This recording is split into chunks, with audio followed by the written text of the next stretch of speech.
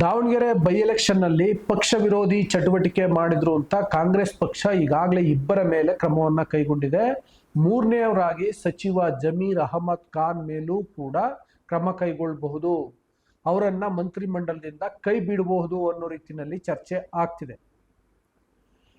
ಹಾಗಿದ್ರೆ ನಿಜಕ್ಕೂ ಕಾಂಗ್ರೆಸ್ ಹೈಕಮಾಂಡ್, ಕಾಂಗ್ರೆಸ್ನ ರಾಜ್ಯ ನಾಯಕರು ಸಚಿವ ಜಮೀರ್ ಅಹಮದ್ ಖಾನ್ ಅವರ ವಿರುದ್ಧ ಕ್ರಮ ಕೈಗೊಳ್ಳುವಷ್ಟು ಧೈರ್ಯ ಹೊಂದಿದರ, ಆ ತಾಕತ್ತು ಇದೆಯಾ? ಯಾಕೆ ಈ ಪ್ರಶ್ನೆ ಮಾಡ್ತಿದ್ದೀನಿ ಅಂತ ಮುಂದಕ್ಕೆ ನಿಮಗೆ ಗೊತ್ತಾಗತ್ತೆ. ಇಷ್ಟಕ್ಕೂ ಜಮೀರ್ ಅಹಮದ್ ಖಾನ್ ಮಾಡಿದಂತಹ ತಪ್ಪೇನು, ಅವ್ರ ಮೇಲೆ ಏನು ಆರೋಪಗಳಿದ್ದಾವೆ ಅನ್ನೋಂಥ ಎಲ್ಲವನ್ನ ಹೇಳ್ತೀನಿ. ಮೊದಲಿಗೆ ಅವ್ರ ಮೇಲಿರೋ ಆರೋಪಗಳೇನು ಅಂತಂದ್ರೆ, ಜಮೀರ್ ಅಹಮದ್ ಖಾನ್ ಮುಖ್ಯಮಂತ್ರಿ ಸಿದ್ದರಾಮಯ್ಯ ಸೂಚನೆ ನೀಡಿದ್ರೂ ಕೂಡ ದಾವಣಗೆರೆನಲ್ಲಿ ಬಂಡಾಯವಾಗಿ ಸ್ಪರ್ಧೆ ಮಾಡಿದಂತಹ ಸಾದಿಕ್ ಪೈಲ್ವಾನ್ ಅವರ ನಾಮಪತ್ರವನ್ನ ವಾಪಸ್ ತೆಗೆಸ್ತಿಲ್ಲ ಅಂತ. ಅದಾದ್ಮೇಲೆ ಕಾಂಗ್ರೆಸ್ ಅಭ್ಯರ್ಥಿ ಪರ ಪ್ರಚಾರ ಮಾಡಲಿಲ್ಲ ಅಂತ. ಮೂರನೇದು, ಕಾಂಗ್ರೆಸ್ ಅಭ್ಯರ್ಥಿಯನ್ನ ಸೋಲಿಸಬೇಕು ಅನ್ನುವ ಕಾರಣಕ್ಕೋಸ್ಕರ SDPI ಅಭ್ಯರ್ಥಿಗೆ ಫಂಡ್ ಮಾಡಿದ್ದಾರೆ, ಪಕ್ಷೇತರ ಅಭ್ಯರ್ಥಿಗೆ ಫಂಡ್ ಮಾಡಿದ್ದಾರೆ ಅಂತ. ಇವಿಷ್ಟು ಆರೋಪಗಳಲ್ವಾ? ವಾಸ್ತವ ಏನು ಗೊತ್ತಾ? ಜಮೀರ್ ಅಹಮದ್ ಖಾನ್ ಸಾದಿಕ್ ಪೈಲ್ವಾನ್ ಅವರಿಂದ ನಾಮಪತ್ರವನ್ನ ವಾಪಸ್ ತೆಗೆಸಿಲ್ಲ. ಅಷ್ಟೇ ಅಲ್ಲ, ಸಾದಿಕ್ ಪೈಲ್ವಾನ್ ನಾಮಪತ್ರ ಹಾಕ್ಲಿಕ್ಕೆ ಮತ್ತು ವಾಪಸ್ ತೆಗೆದೇ ಇರಲಿಕ್ಕೆ ಜಮೀರ್ ಕಾರಣ ಅಂತ ಸ್ವತಃ ಸಾದಿಕ್ ಪೈಲ್ವಾನ್ ಮುಖ್ಯಮಂತ್ರಿ ಸಿದ್ದರಾಮಯ್ಯ ಮತ್ತು DK ಶಿವಕುಮಾರ್ ಅವ್ರಿಗೆ ಹೇಳಿದ್ದಾರೆ. ಅದರಿಂದಾಗಿ ಆ ಆರೋಪ ಸತ್ಯ. ಉಳಿದಂತೆ ಆರೋಪಗಳಿದಾವಲ್ಲ, ಅವುಗಳಿಗೆ ದಾಖಲೆ ಇಲ್ಲ. ಮಾಡಿರ್ಬೋದು, ಮಾಡಿಲ್ಲದೆ ಇರ್ಬೋದು. ಈಗ ಅವ್ರ ಮೇಲೆ ಅಂಥದ್ದೊಂದು ಆರೋಪ ಇದೆ. ಈಗ ಪ್ರಶ್ನೆ, ಜಮೀರ್ ಅಹಮದ್ ಖಾನ್ ವಿರುದ್ಧ ಕ್ರಮ ಕೈಗೊಳ್ಳಲಿಕ್ಕೆ ಸಾಧ್ಯನಾ ಅಂತ.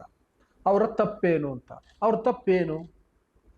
ಜಮೀರ್ ಅಹಮದ್ ಖಾನ್ ಅವರನ್ನ ಕೇರಳಕ್ಕೆ ಚುನಾವಣಾ ಪ್ರಚಾರಕ್ಕೆ ಕಳಿಸಿದ್ ಯಾರು? ಸ್ವತಃ ಜಮೀರ್ ಅಹಮದ್ ಖಾನ್ ಹೋಗಿದ್ರಾ? ಇಲ್ಲ, ಹೈಕಮಾಂಡ್. ಹೈಕಮಾಂಡ್ ಕೇರಳ ಚುನಾವಣಾ ಪ್ರಚಾರಕ್ಕೆ ಬಿಡುಗಡೆ ಮಾಡಿದಂತಹ ಸ್ಟಾರ್ ಪ್ರಚಾರಕರ ಪಟ್ಟಿಯಲ್ಲಿ ಜಮೀರ್ ಅಹಮದ್ ಖಾನ್ ಹೆಸರಿದೆ. ಅದರಿಂದಾಗಿ ಅಲ್ಲಿ ಹೋಗಿದ್ದಾರೆ. ಮತ್ತೆ AICCಯ ಸಂಘಟನಾ ಕಾರ್ಯದರ್ಶಿ KC ವೇಣುಗೋಪಾಲ್ ಸ್ವತಃ ನಿರ್ದೇಶನವನ್ನ ಮಾಡಿದರೆ, ನೀವು ಕೇರಳದಲ್ಲಿ ಪ್ರಚಾರ ಮಾಡಿ ಅಂತ. ಅಲ್ಲಿ ಪ್ರಚಾರ ಮಾಡಿತ್ತಪ್ಪ. ಕೇರಳ ಕಾಂಗ್ರೆಸ್ ಪಕ್ಷಕ್ಕೆ ಈಗ ಬಹಳ ನಿರ್ಣಾಯಕ ಅಲ್ವಾ? ಕೇರಳದಲ್ಲಿ ಏನಾದರೂ UDF ಗೆದ್ರೆ, ಕಾಂಗ್ರೆಸ್ ನೇತೃತ್ವದ UDF ಗೆದ್ರೆ ಇನ್ನೊಂದು ರಾಜ್ಯವನ್ನ ಗೆದ್ದಂತಾಗತ್ತೆ.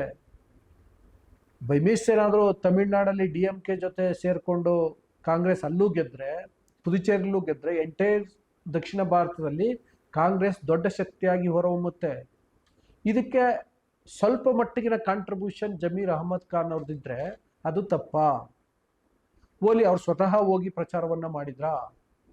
ಇಷ್ಟಕ್ಕೂ ಮೀರಿ ಕಡೆಯಲ್ಲಿ ಒಂದು ದಿನ ಬಂದು ದಾವಣಗೆರೆನಲ್ಲಿ ಪ್ರಚಾರವನ್ನು ಕೂಡ ಮಾಡಿದ್ರಲ್ಲ.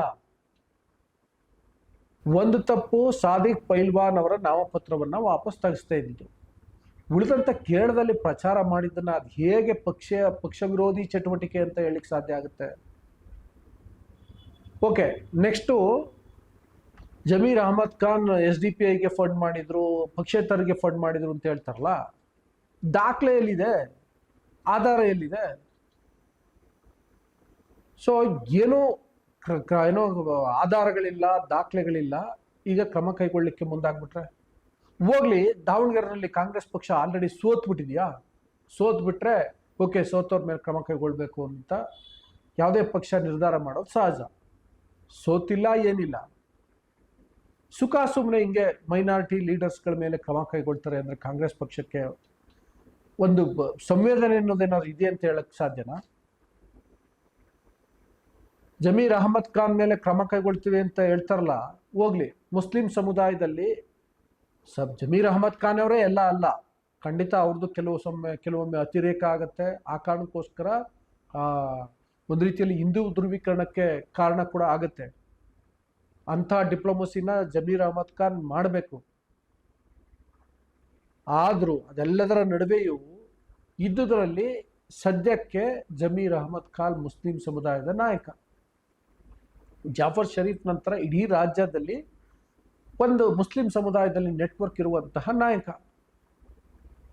ಅವ್ರನ್ನ ಯಾಕೆ ಟಾರ್ಗೆಟ್ ಮಾಡ್ತಿದೆ ಕಾಂಗ್ರೆಸ್? ನೋಡಿ, ನನ್ನ ಪ್ರಕಾರ ಇದರಲ್ಲಿ ಬೇರೆ ಏನೋ ಆಟ ಇದೆ, ಬೇರೆ ಏನೋ ಷಡ್ಯಂತ್ರ ಇದೆ.